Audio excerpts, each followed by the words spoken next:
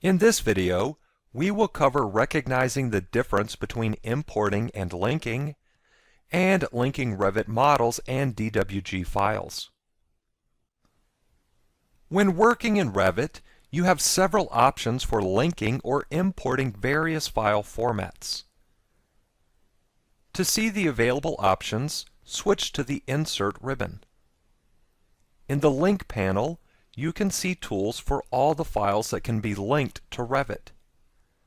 Most of them are self-explanatory, but for the ones that are not, linking topography is linking topography from another Revit model.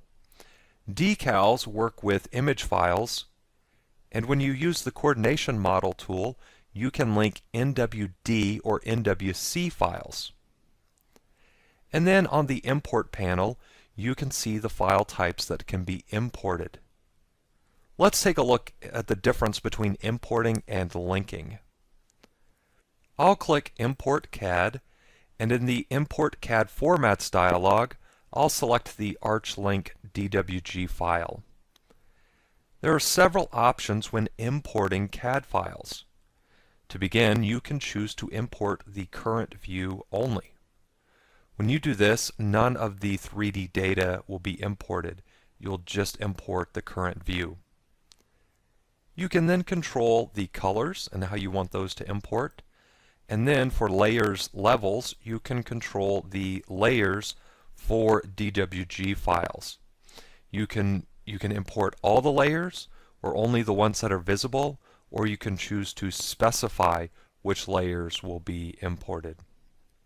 I'll select all, and then for import units, I'll select Auto Detect. And then for the positioning, you can select Auto Center to Center, Auto Origin to Internal Origin, or one of the manual options. Center to Center will simply place the geometric center of the CAD file at the geometric center of the Revit model, whereas Origin to Internal Origin will match up the origins, and we'll touch a little bit more on positioning here in a moment. I'll select the Center to Center option, and then you have a few other options such as correct lines that are slightly off axis. You can choose to select that, and then Orient to View is going to be automatically selected for when we're importing here. I'll click Open, and then the file is imported. Now when I select it, you can see that there are several options in the contextual ribbon, and one of those is explode. So if you wanted to, you could actually explode this, and then you would have the individual lines and arcs and whatever else makes up this CAD file. So the only issue with importing is that it actually brings in all this information into your model. For example, if you open up the Visibility Graphic Overrides dialog and switch to the Imported Categories tab, you can then expand the file that was imported, and you can see all of those layers that have now been imported into your project. I'm going to click Cancel and then Undo, and we'll remove that import, and then we'll take a look at linking, and we can see some of the differences. So now on the Insert ribbon, in the Link panel, click Link CAD. And this opens the Link CAD Formats dialog, and you can see that it looks exactly the same other than link and import. I'll select the same file and then use the same options, except for when I expand the positioning dropdown, you can see that there's another option which is by shared coordinates. And we'll touch on this in just a moment, but I'll select Center to Center for now, and then click Open.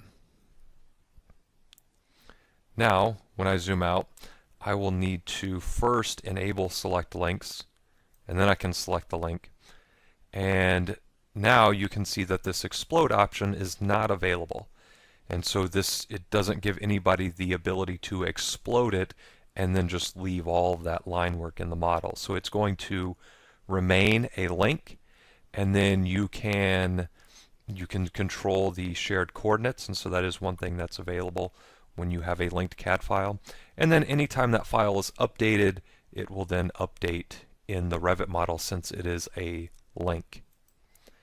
If If I take a look at the Visibility Graphic Overrides dialog and go to the Imported Categories tab, I can still control the imported layers, or at least the visibility, and then I can even override the line work here. But all those layers are not imported into the model. They're just linked.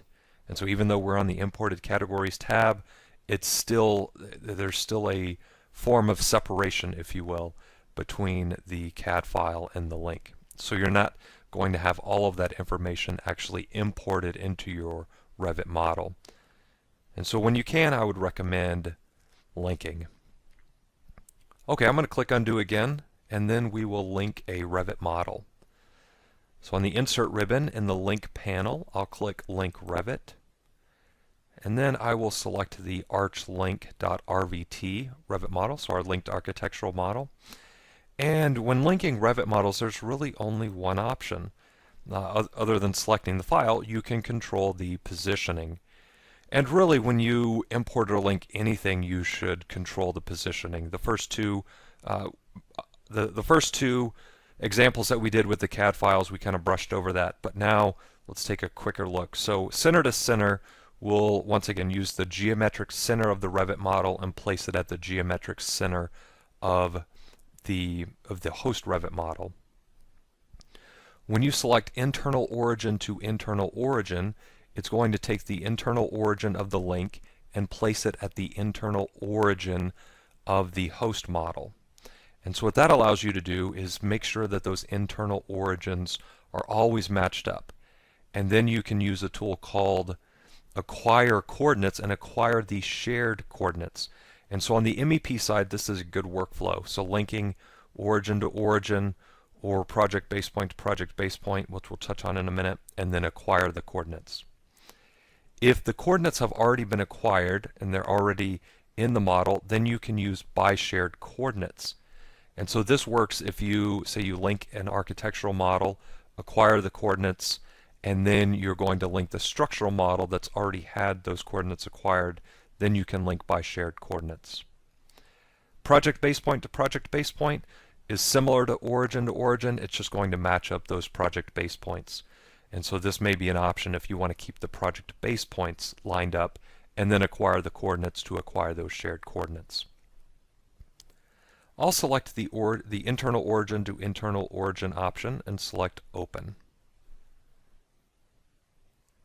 And then when we do, the model is linked, and as you can see here, I can select it, and it is a linked Revit model.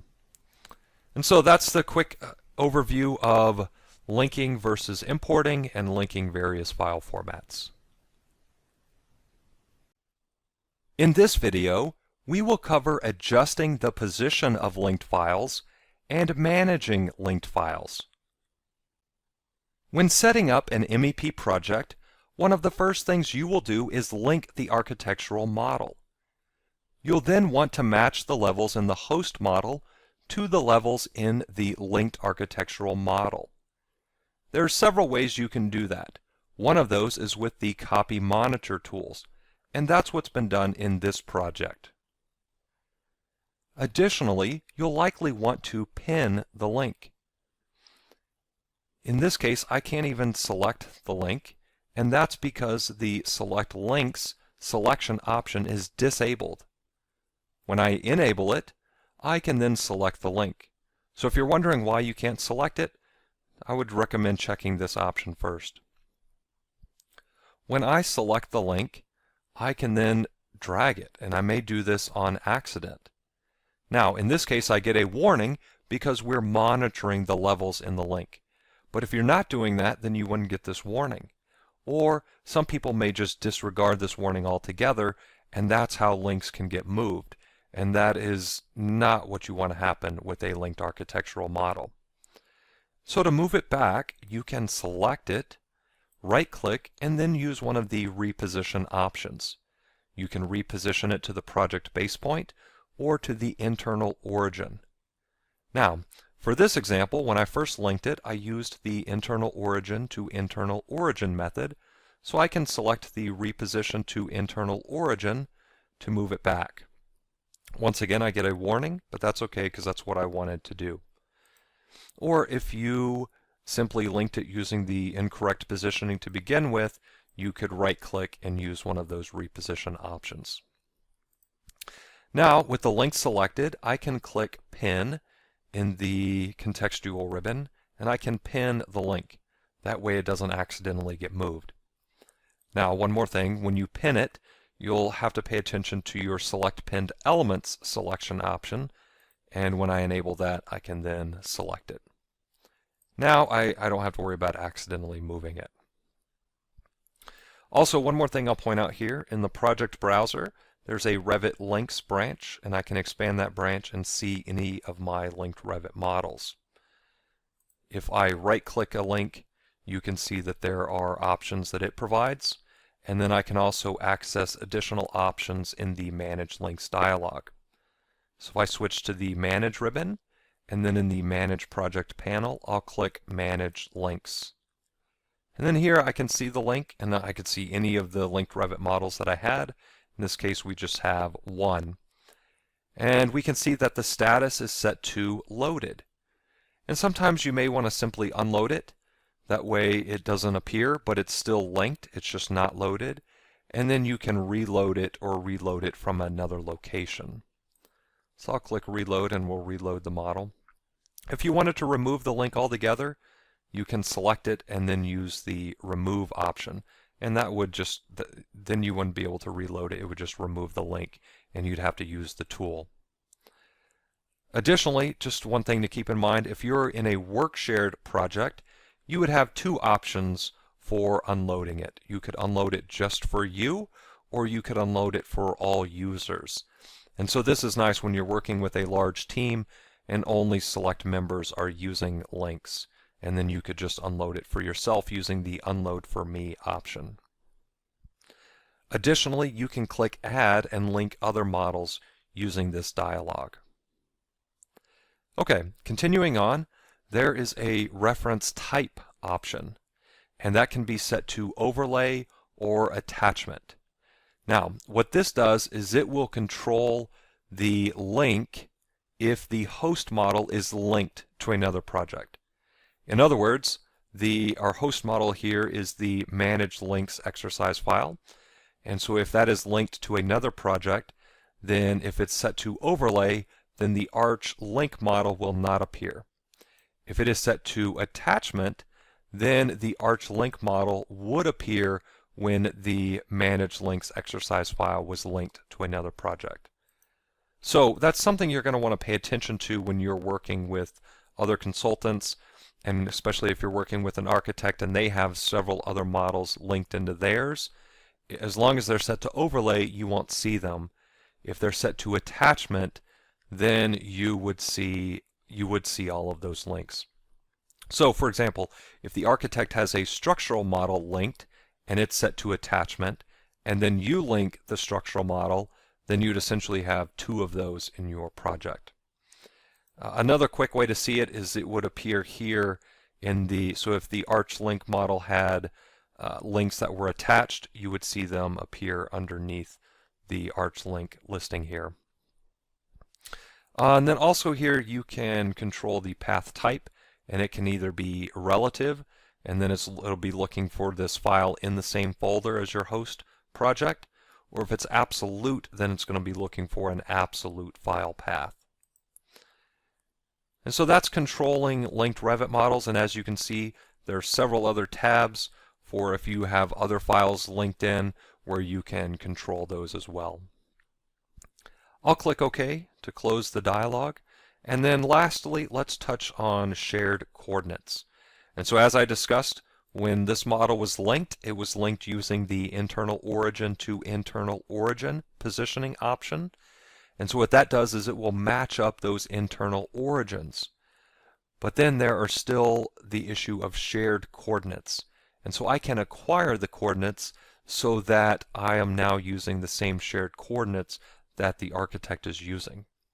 And so we can do that with the tool on the Manage ribbon in the Project Location panel, and then expand the Coordinates button and select Acquire Coordinates. And with the tool active, you simply select the linked model, and then the shared coordinates will be acquired.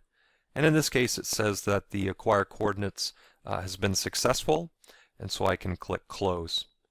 And so at this point, the internal origins match, and now the shared coordinates match as well. And so that will help with coordination and keeping everything aligned as the project progresses. In this video, we will cover working in Workshared projects and using worksharing features.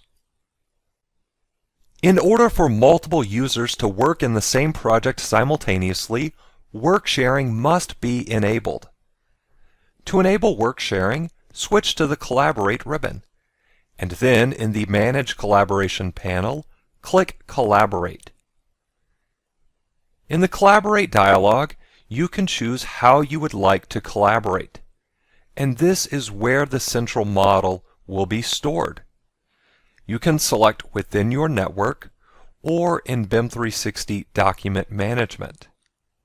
For this example, I'll select within your network and then click OK. Now Revit begins the process of enabling work sharing. What this does is it creates two work sets, and when you click Work Sets, the Work Sets dialog opens. And you can see that there are two work sets that are created by default, Shared Levels and Grids and Work Set 1. When using work sharing, all model elements will belong to a work set. I'll click Cancel to close the dialog and then select an Air Terminal. When I scroll down in the Properties palette, you can see the work set, and it's Work Set 1. So during the process of enabling work sharing, all model elements will be moved to a work set. Next, we need to create the central model. So we enabled work sharing, and now we need to click Save to save the central model. When you click Save, you'll get a dialog stating that this is the first time that the project has been saved since work sharing is enabled. Therefore, the project will become the central model. So as long as you want to proceed, click Yes. Revit will then save the project as a central model. Now, when you are working in a Workshared project, you never want to work in the central model. Now initially, when you create it, you're going to be in the central model, but what we can do is close it and then create a local model. So we'll close this project, and then I'll click Open, and in the exercise files folder, I'll select the model we just saved, which is now the central model, and you'll see the work sharing options now become available. I can select Detach from Central if I want to open a file that is detached from the central model. And typically you would want to do that if you're creating a new central model. In this case, I'm going to select Create New Local, which was selected by default, and then I'll click Open. Revit is now creating a local model, and you can see my username is appended to the file name. And so what it does is it takes your Revit username and it saves it in the location of your local files, whatever you have specified in the options dialog. If you're working in BIM 360, it works a little bit different. Essentially, BIM 360 manages the central and the local differently. And when you're doing it on your network, the central model is saved in a location, and then you actually have a local model that is saved wherever you have specified in the options dialog. Okay, continuing on with work sharing, we can now work in Revit just like we normally would. You can model and do whatever you need to do. Just pay attention to a couple things. First off, pay attention to the active work set. As we saw a minute ago, all model elements are added to a work set, and whatever the active work set is what the work set will be for the model elements that are created. If you want, you can select gray inactive work sets, and anything that is not on the active work set will become dimmed on the screen. Additionally, you can create more work sets as needed. When you click Work Sets, this opens the Work Sets dialog, and you can create new work sets or even delete work sets. And so my recommendation would be to start high level. For example, in a mechanical project, create a mechanical and a plumbing work set, and then you can get more detailed or granular as needed. I'll click OK to close the dialog. And then when you need to save your changes from the local model, you will synchronize those to the central model. So on the Collaborate ribbon, in the Synchronize panel, you'll notice that there's a Synchronize with Central split button. You can choose to synchronize and modify settings or synchronize now. I'll click Synchronize and modify settings, and this opens the Synchronize with Central dialog. You can then choose to synchronize in the after synchronization area. You can select any of the options that are available in order to synchronize those back to the central model. So we hadn't modeled anything yet, so there's not a lot to synchronize other than the work sets that I currently own. So I'll select User Created Work Sets and click OK, and we will synchronize those back to the central model. When I click the same tool, you'll notice that there is nothing available now because we just synchronized and I've relinquished everything.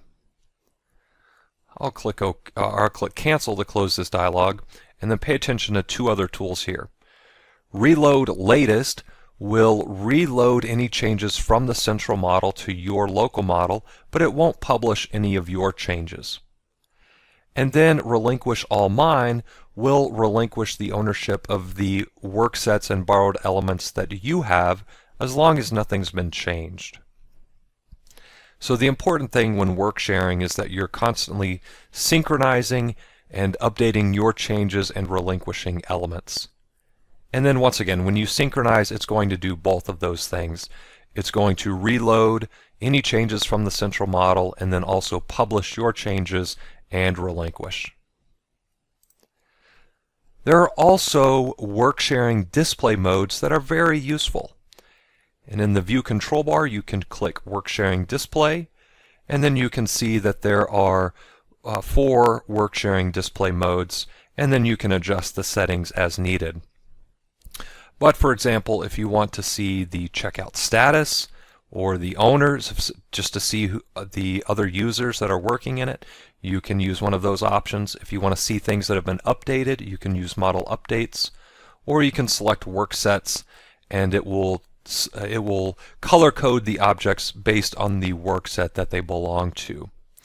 Another thing that is useful is if you hover over an element with one of the work sharing display modes active, it will show you the current owner and who it was originally created by, and then the last person who updated it in the central model. And then if anybody's currently requesting it, you would see that as well.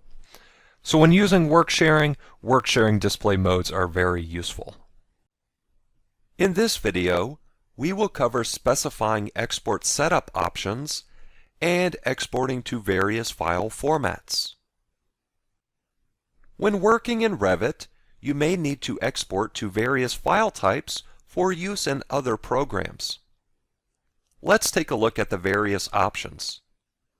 Click the File tab and then hover over Export. You can export to various CAD formats such as DWG or DGN files. You can also export DWF or DWFX files. You'll also notice that some of the options are unavailable, such as FBX. FBX is a 3ds Max file, and you need to export a 3D view. So when you open up a 3D view, such as the default 3D view, then the Export FBX option will be available. You can also open up a family and then export all of the family types. You can export GBXML files, IFC files, you can export to an ODBC database, and you can export images and animations. This is useful for exporting renderings or walkthroughs or there are some other use cases as well.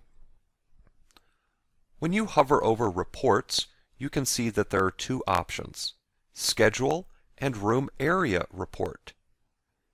When you open a schedule, for example, I will open the mechanical equipment schedule, you can then select Export, Reports, Schedule, and you can export to a delimited text file, which can then be imported into Excel for further use. I'll click Cancel, and then I'll switch back to the ground floor HVAC plan view. And then I will go back to the export options here. And at the bottom, you can select options. And then you can control options for DWG and DXF files and for DGN files. You can also select IFC options to control how IFC files will be exported. Select Export Setups DWG DXF. When you are exporting to a DWG file, you want to pay attention to the options in this dialog. And there are several tabs. To begin with, on the Layers tab, you can control how the Revit categories will be exported to AutoCAD layers. To begin, there's an option at the top which controls how any overrides will be exported. And the first one is that the overrides, so first off, the categories will be exported to layers, and then the overrides will be exported by entity. The second option will not export any overrides. And so this is important when you have filters or when you have systems. For example, supply duct or return duct systems or hydronic piping systems, and you have overrides applied to the system. That's where these options really become important. And then also you can choose that the overrides are exported as new layers. So that's an important option. And then you can choose one of the layer standards. And so for example, if you select the AIA, then you will be using their standard for layers. And you can scroll through this list and you can see the Revit categories, the layer that it'll be exported to, along with the color ID. And so once again, it's important that you pay attention to these options so that if you are exporting to DWG files on a regular basis, that the result is as you wish.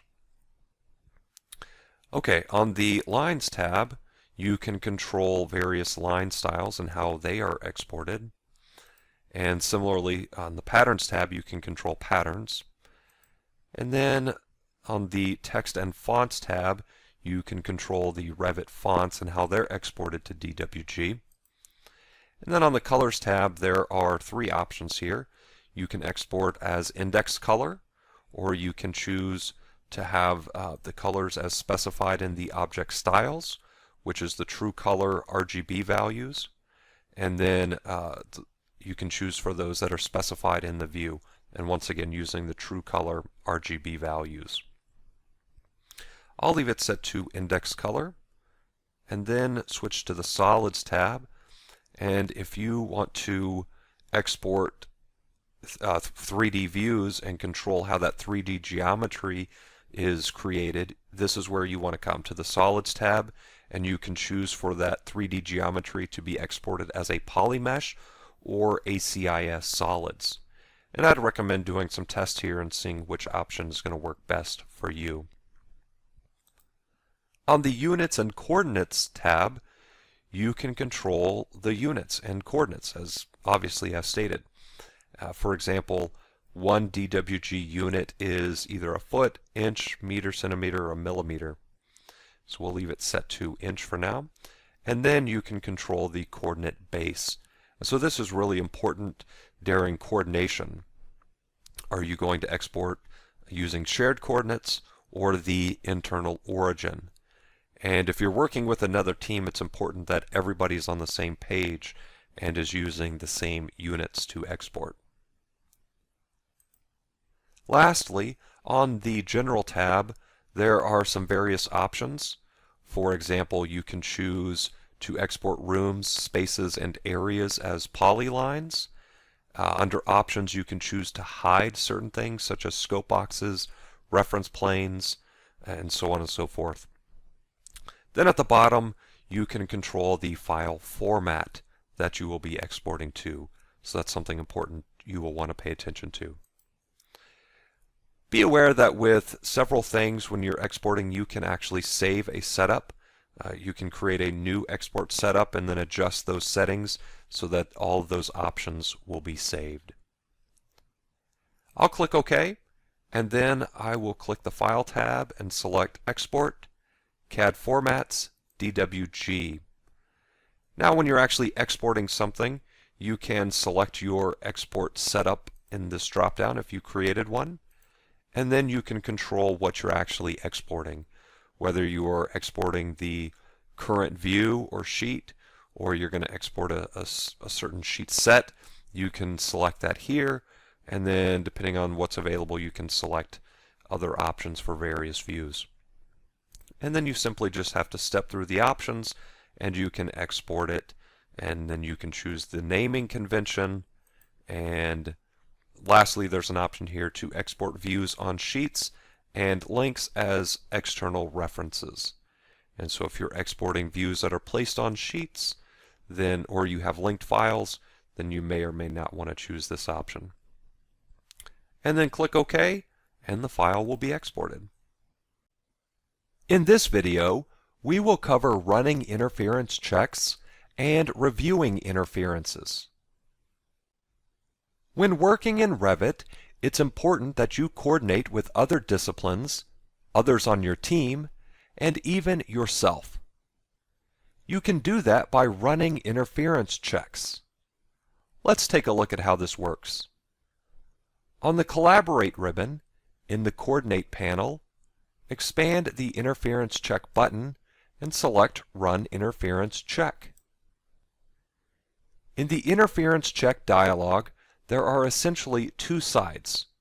You can select categories of elements on the left and choose to see if they clash with categories of elements on the right. To begin, you can expand the drop-down at the top and choose categories from either the current project or any linked Revit model. In this case, I'll select Current Project, and then on the right, you can choose either the current project or any linked Revit model. Once again, I'll select Current Project. Next, you can choose the categories that you want to see interferences between. So on the left, I'll select Duct Fittings and Ducts, and we'll see if any of those elements clash with pipe fittings or pipes. You can also use the buttons at the bottom to help you narrow down selections. Once you've selected the categories, click OK to run the interference check. When the interference check is complete, an interference report will appear. To begin, you can select how the clashes are grouped.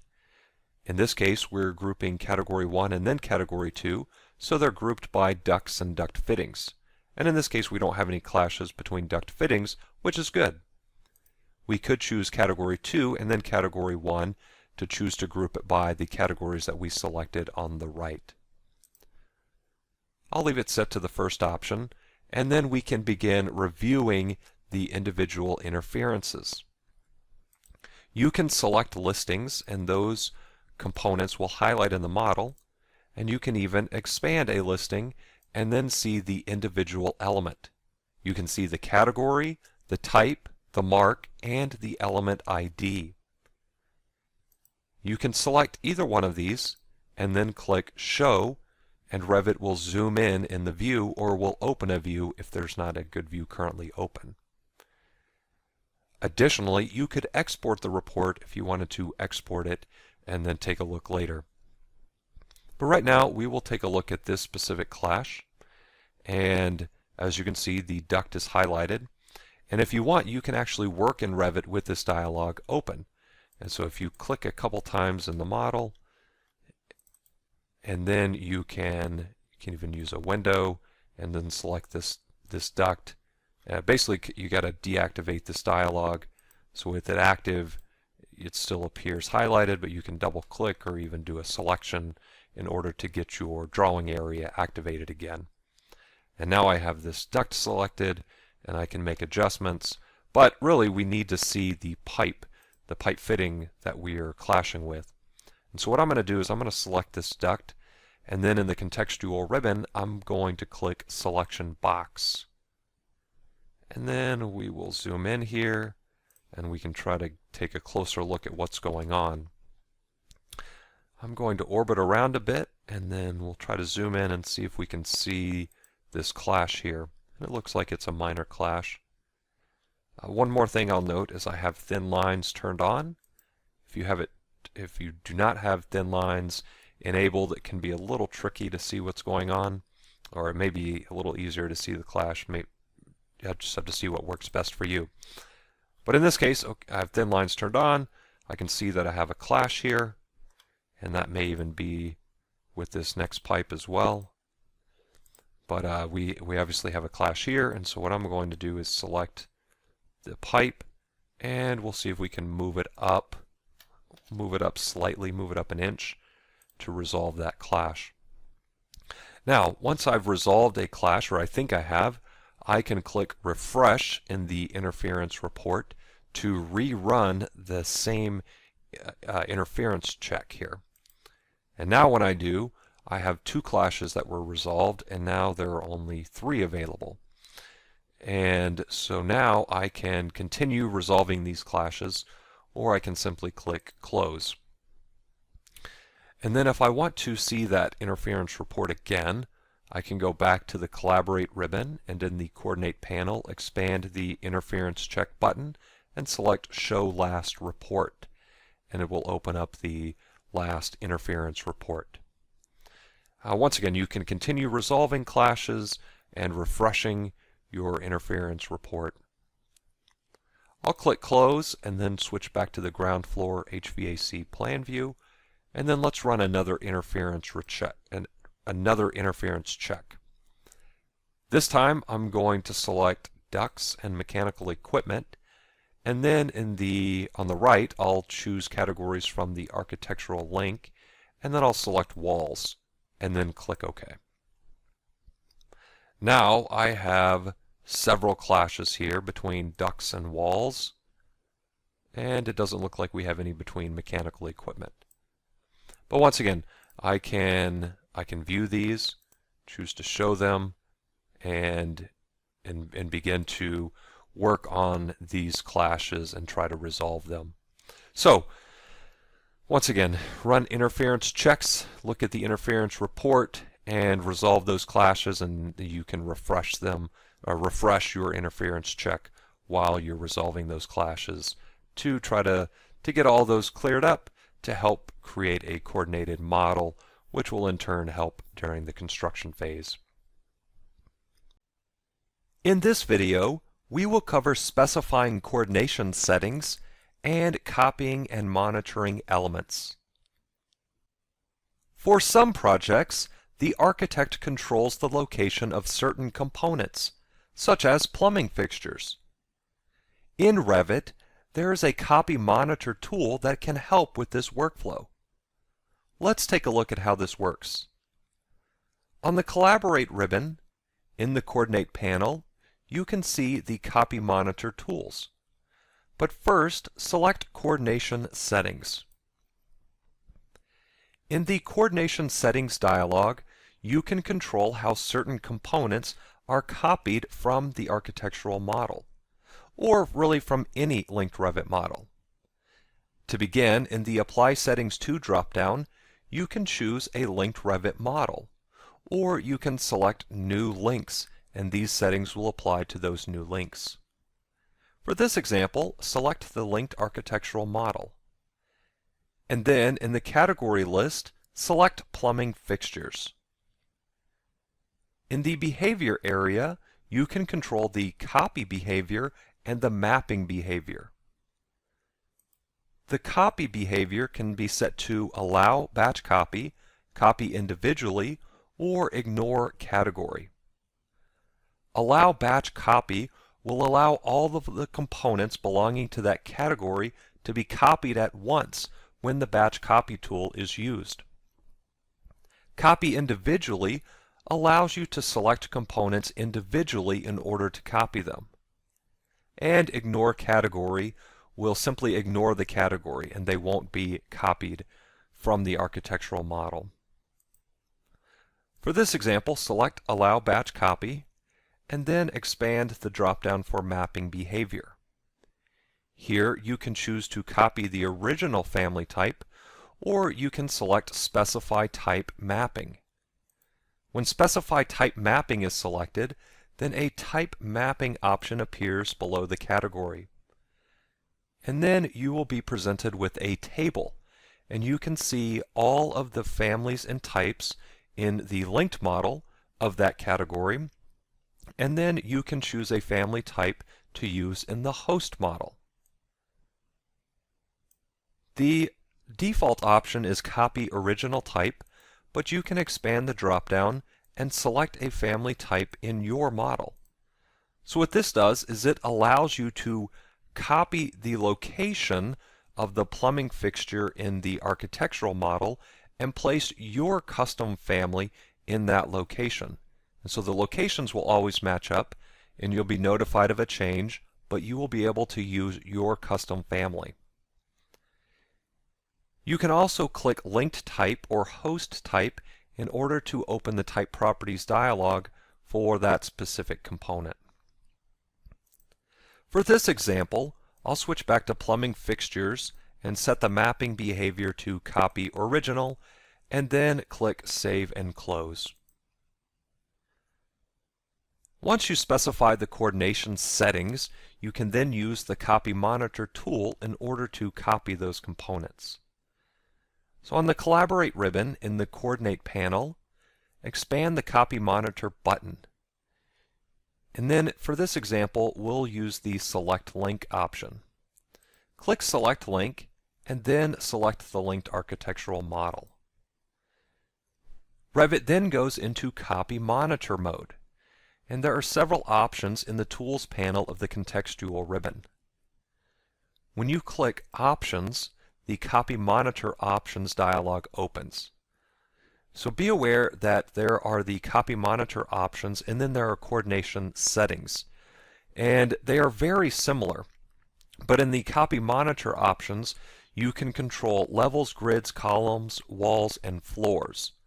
So on the MEP side, you could copy and monitor levels and grids.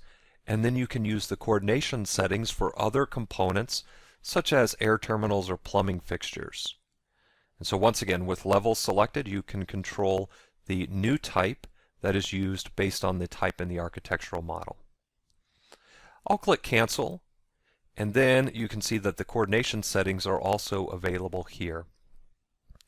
There are also tools to copy if you're going to copy individual components, and that's if that setting for whatever category it is, if it's set to copy individually, then you can use this tool. And you can also choose to monitor components if you just want to set up a monitoring relationship. For this example, we did specify the coordination settings, and we set the plumbing fixtures category to allow batch copy. So when you click Batch Copy, all of those plumbing fixtures will be copied. But first, a Fixtures Found dialog opens, and Revit is asking you if you want to specify the type mapping behavior before the fixtures are copied. Since we already looked at that, we'll select Copy the Fixtures to proceed with the process. Depending on the size of the model and the number of components that are being copied and monitored, this process could take quite some time. For this example, the project isn't too big. Now a warning dialog appears, and it's simply stating that some types have been renamed to avoid conflicts. And so you make it something like this. You definitely want to take a look, but in this case it's simply renamed a type, so I will click to dismiss that warning. Now when I hover over the plumbing fixtures, you can see that they are in the host model. And so in the contextual ribbon, I'll click Finish to complete the process. And now we have plumbing fixtures placed in the host model in the same location that they are placed in the architectural model. And when I select a component, you can see that a monitoring icon appears next to it, along with the connector labels and anything that would normally appear. So when you see this monitor label, you know that it is currently being monitored. It's monitoring the component in the architectural model. And if you wish, you can select Stop Monitoring in the contextual ribbon. But when it is monitoring, what it is doing is looking for the locations to match. And if the location updates in the architectural model, then you will be notified in the host model. And vice versa, if the location updates in the host model, you'll be notified. For example, if I use the arrow key to nudge it, you'll get this warning that says Coordination Monitor Alert.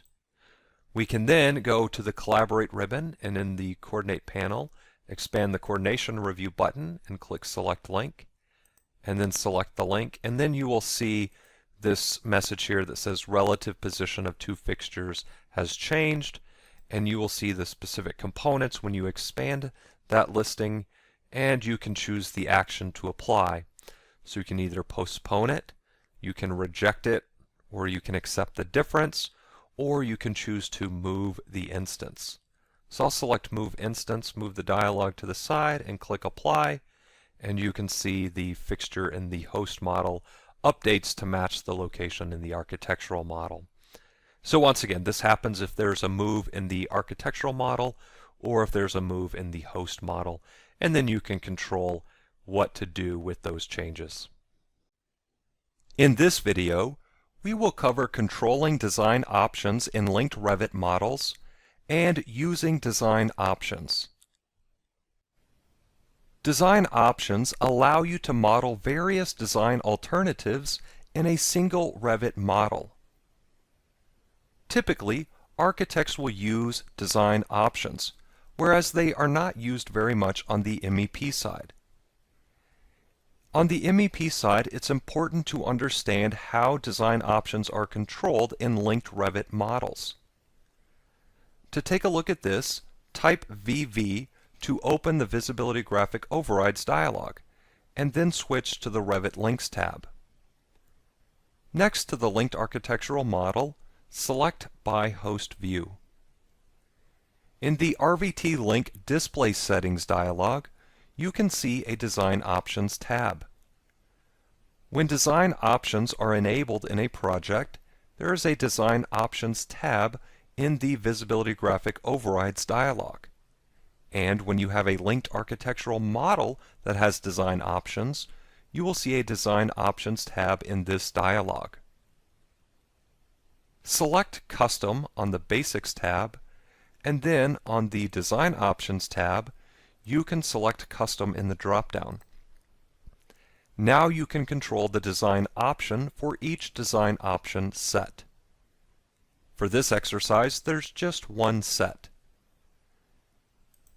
Click in the Design Option field and then expand the drop-down. For this example, select Option 2 and then close each of the dialogues. Now you can see an additional room that has been added into the building. As you can see, it's important that you have the correct design option used so that you can match the architect in whatever they are doing. Additionally, the architect may ask that you use design options to model various layouts based on their design options. For example, they may want to see air terminal layouts for their design options.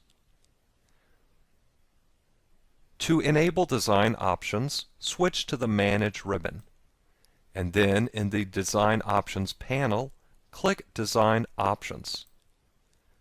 This opens the Design Options dialog, and here you can add option sets and options. Under Option Set, click New. This adds an option set along with one design option. Under Option, click New twice, to add 2 design options.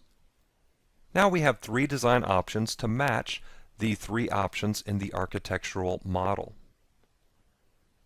When working with design options, you can add components to each design option and then switch between them to view the various design alternatives. And then, once you're ready, you can make a design option the primary design option, and then you can accept the primary, and this will be incorporated into the main model. So let's see how this process works. Select option 2 and then click Edit Selected. As you can see, everything on the screen goes dim because we're now editing a design option. Click Close, and then you can model various design alternatives for this design option. Notice that you cannot select any of the other model components, and that's because Active Only is selected. So if you want to select another component, deselect Active Only, and then you can select other components. When you select a component, you can switch to the Manage ribbon, and then in the Design Options panel, you can click Add to Set if you want to add that component to the design option set. For this example, I'll switch back to the Modify Air Terminals contextual ribbon and click Create Similar. And then I'll select Place on Face, and I will place a few air terminals in the ceiling. I'll go ahead and align it to the ceiling grid, and then I will copy it a few times.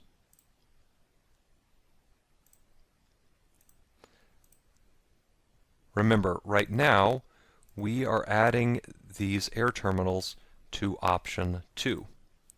So I'll click Modify to end the command, and then in the status bar I can change the active design option. For example, if I switch it to option 3, the air terminals go away because I'm now editing design option 3. Once again, I will select an air terminal and create similar.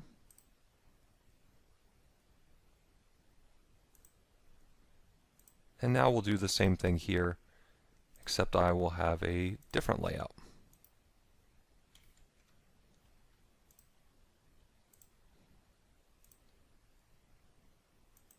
For this example, we'll just have, or for this design option, we'll just do 2.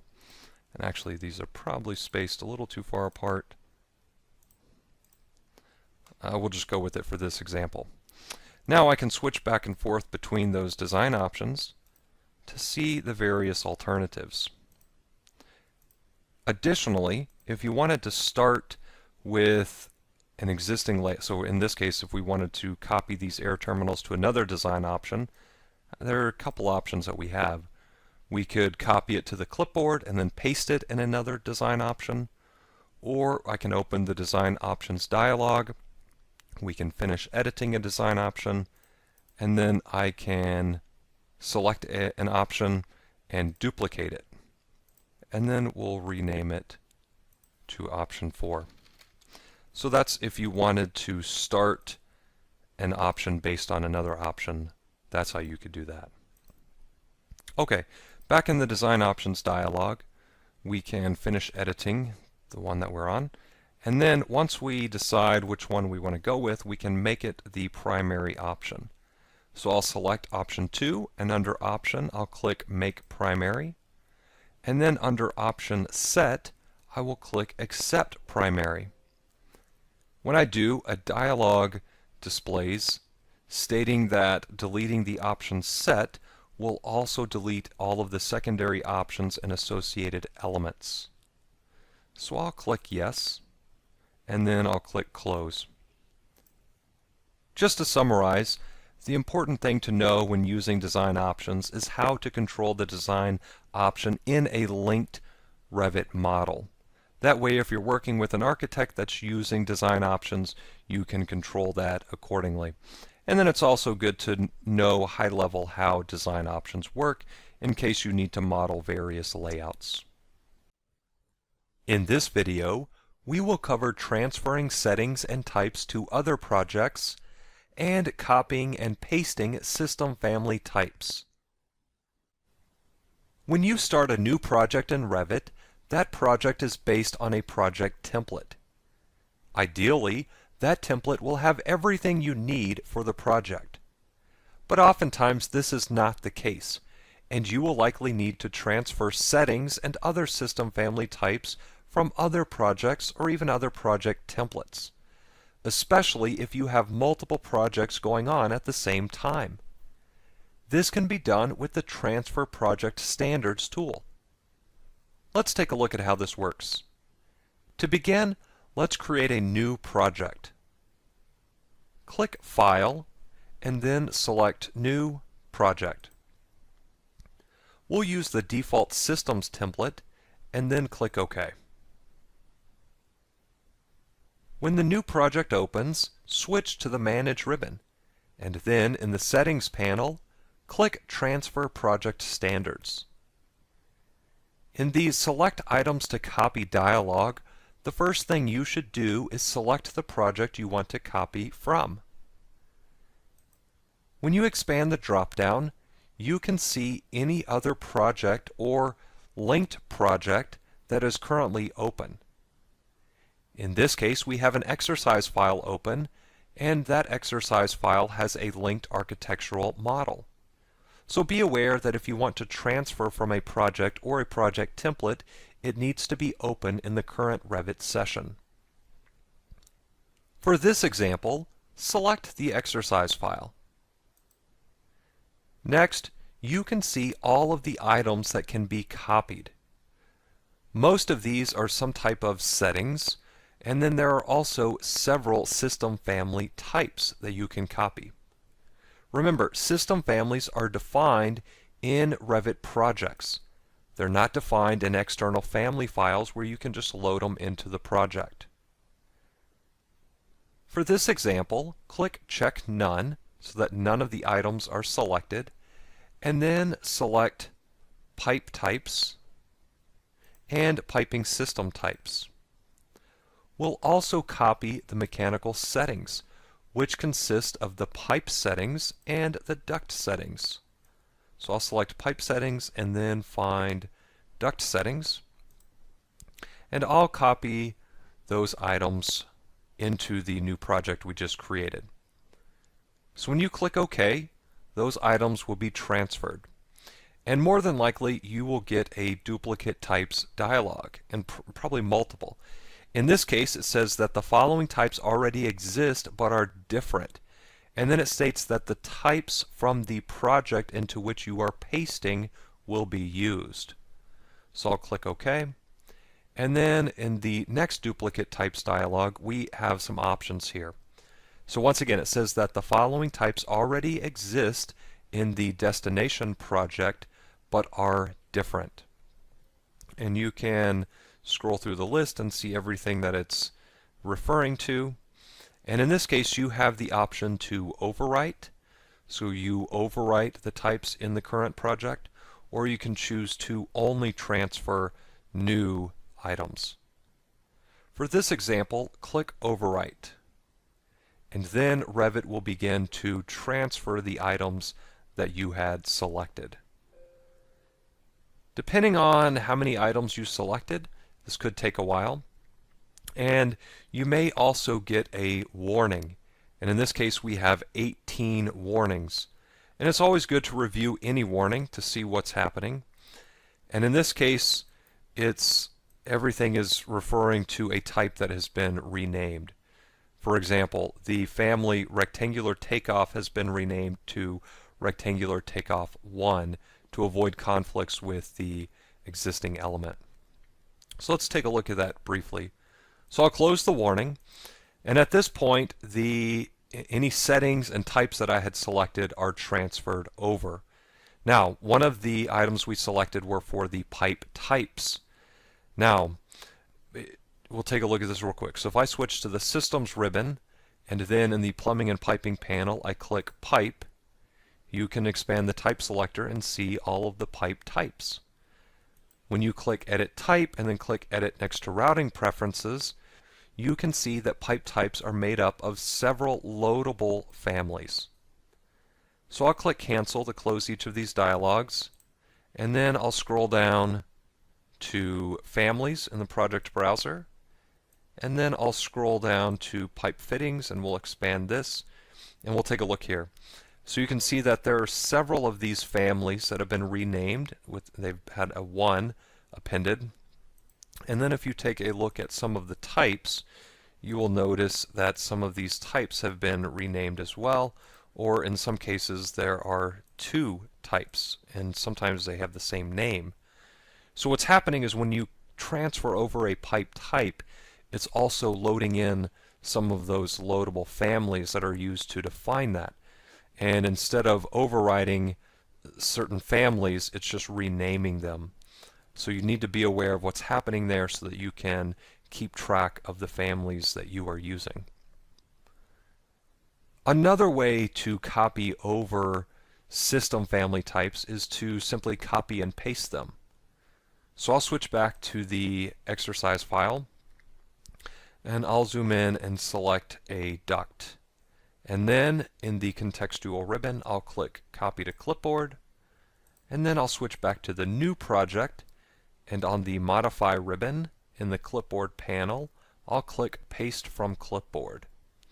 Once again, we get this Duplicate Types dialog, and so since we are copying a duct type, we're also going to be copying over those fittings. So I'll click OK, and then I can click to place that duct, and I'll click Finish. And then I can actually just delete that duct and the pipe type, and then any of the loadable family components will be copied as well. Be aware that it will not overwrite components that have already been placed. But as you can see, you can use the Transfer Project Standards tool and the Copy and Paste tools in order to copy over components or settings from another project.